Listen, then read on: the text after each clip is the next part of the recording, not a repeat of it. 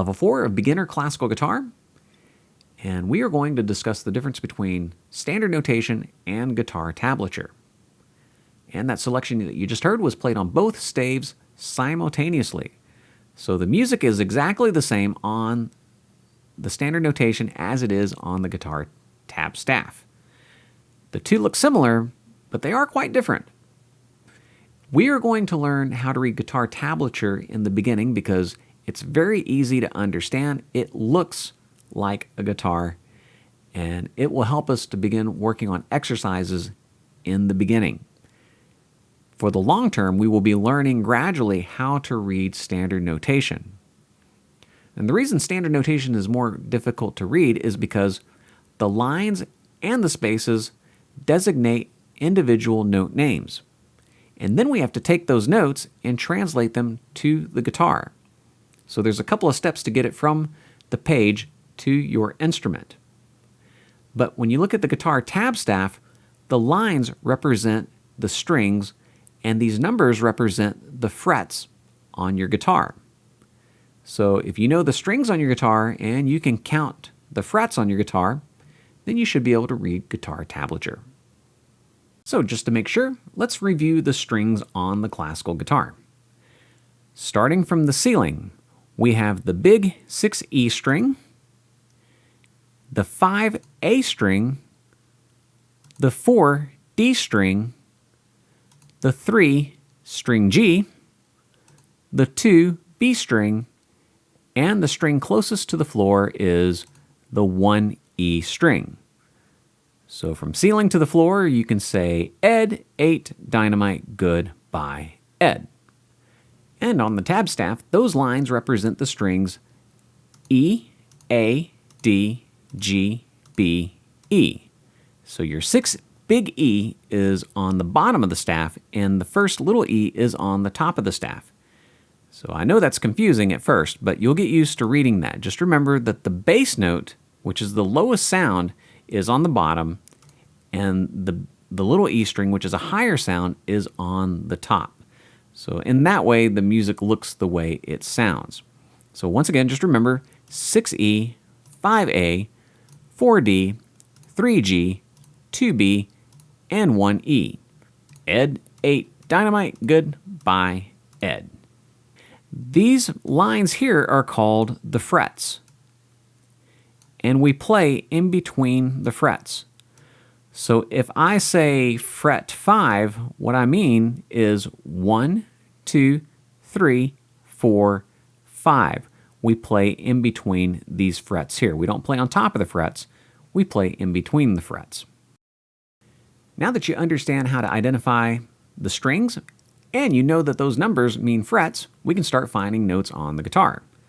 So let's get started. We're going to pick on this note right here. So it looks like on the tab staff, we have a number 3, which means the 3rd fret on the big 6E string.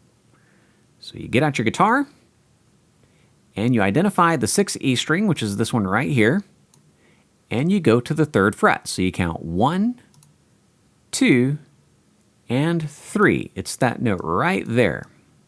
X marks the spot. So it's that easy. That's all you have to do to read guitar tablature. All right, let's find another one. Let's pick on, let's pick on this note right here. So we have a number 2, and it is on the Ed, 8, dynamite, good, bye. It's on the B string. So a number 2 on the B string. Here's string B, and we count 1, 2, and there's the note. That is this note right here on the tab staff. Now sometimes you will have a 0, and what that means is open. In other words, you're not pushing any of the frets. It's an open string. And that open note is on the little first E string. See if you count it. Ed, 8, dynamite, good, bye, Ed. E for Ed.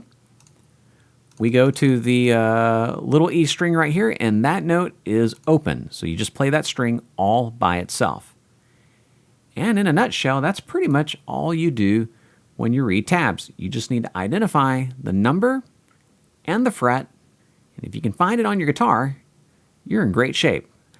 Now, that's much faster than learning how to read notation.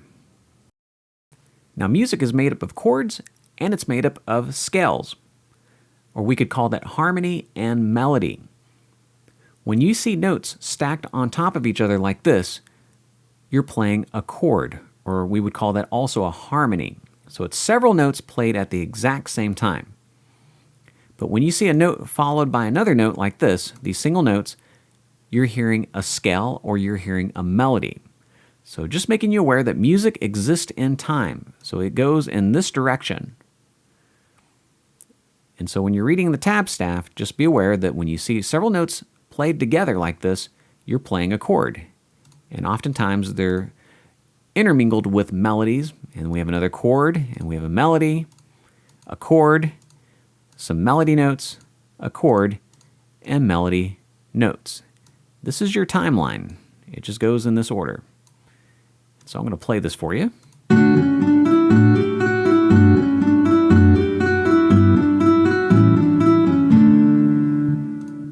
So all these notes were played together, and you could hear the melodies in between those chords. And that's pretty much it on tablature. Now, as I mentioned in the write-up, the downside to reading tablature only is that you have no clue what the rhythm is.